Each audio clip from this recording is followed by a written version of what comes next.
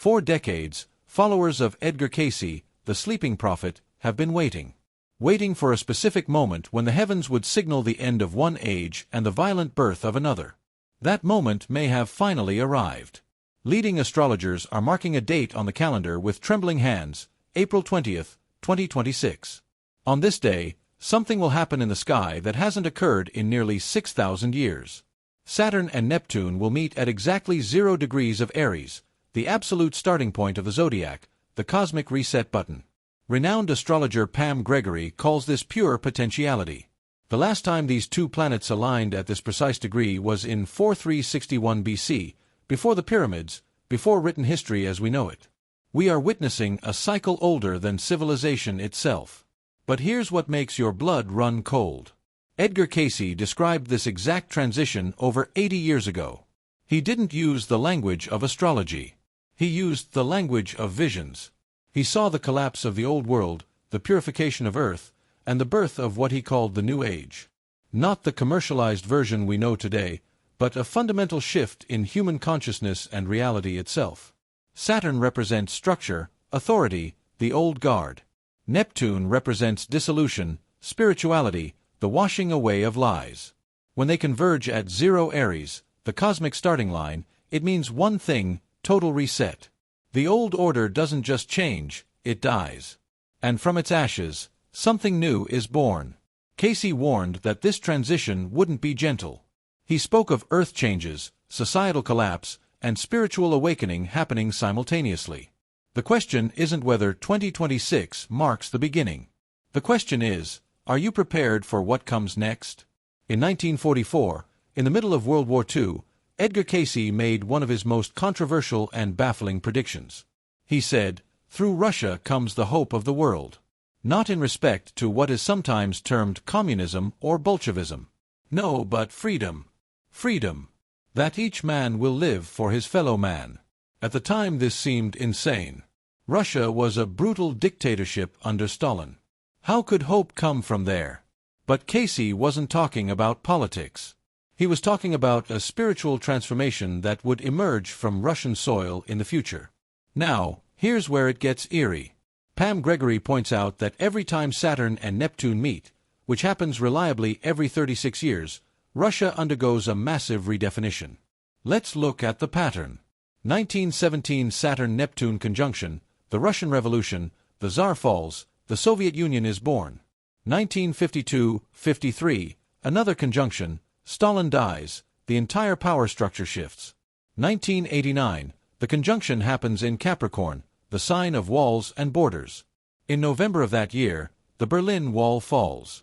The Soviet Union begins its collapse. And now in 2026, we face another Saturn-Neptune conjunction, but this time it's at 0 degrees Aries, the point of new beginnings.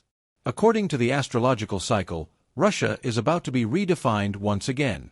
But this time, could it fulfill Cayce's prophecy? Could the hope of the world finally emerge? Cayce saw Russia not as a political savior, but as a spiritual one. He believed that a new form of Christianity or a return to true spiritual freedom would rise from the East. If the astrological pattern holds, 2026 may be the year that prophecy begins to manifest. The dissolution of the old Russian order could give birth to something the world desperately needs: genuine freedom of the soul. Pam Gregory warns that 2026 will bring intense Uranus energy, the planet of sudden shocks, disruption, and upheaval. She specifically mentions increased seismic activity, extreme weather, and what she calls Gaia shedding millions of years of trauma. The Earth itself, she says, is going through a rebirth, and rebirth is never gentle. Edgar Cayce said the same thing, but he was far more specific. In his trance readings, he described catastrophic Earth changes that would reshape the map of the world. He said, "The Earth will be broken up in the western portion of America. The greater portion of Japan must go into the sea. The upper portion of Europe will be changed in the twinkling of an eye." He predicted that the Great Lakes would one day empty into the Gulf of Mexico, that Los Angeles and San Francisco would be destroyed before New York, that new lands would rise in the Atlantic and Pacific. He even drew maps showing a dramatically altered North America with coastlines moved hundreds of miles inland. For decades, skeptics dismissed these readings as the ramblings of a mystic. But now, modern geology is catching up. Scientists acknowledge that we are overdue for major seismic events along the San Andreas Fault, the Cascadia subduction zone, and the Ring of Fire.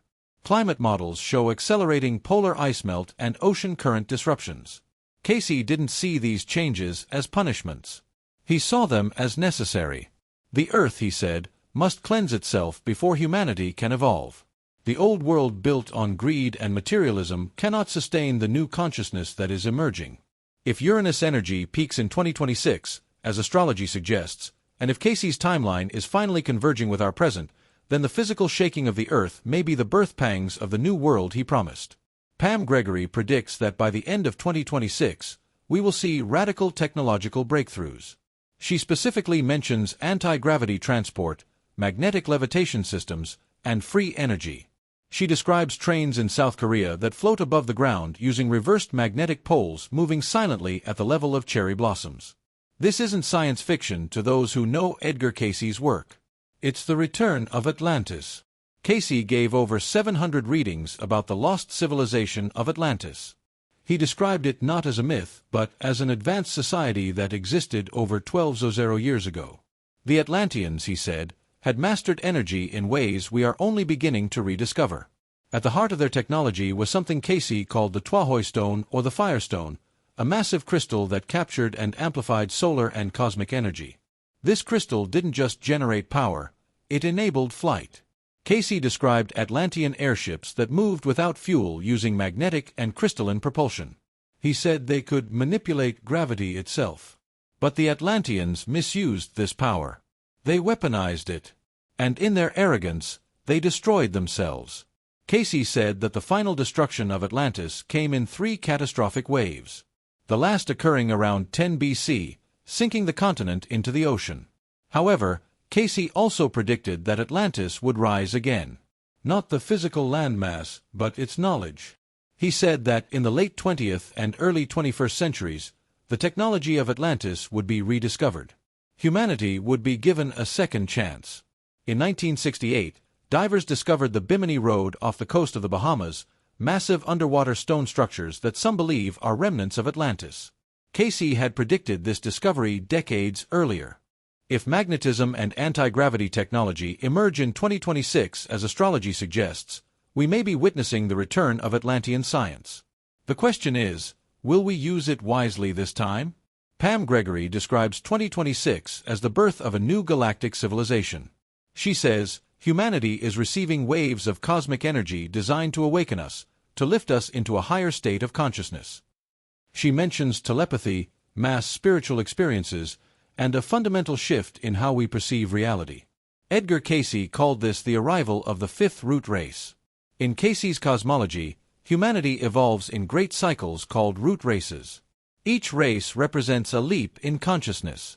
We are currently transitioning from the fourth root race, materialistic, ego-driven, separated from spirit, into the fifth root race, which will be psychic, compassionate, and unified with the divine. Cayce said this new race wouldn't appear suddenly. It would emerge gradually as more and more souls incarnate with heightened spiritual abilities. These individuals would remember their past lives, communicate telepathically, and live in harmony with natural law. They would be the builders of the new age. But the transition, Cayce warned, would be painful.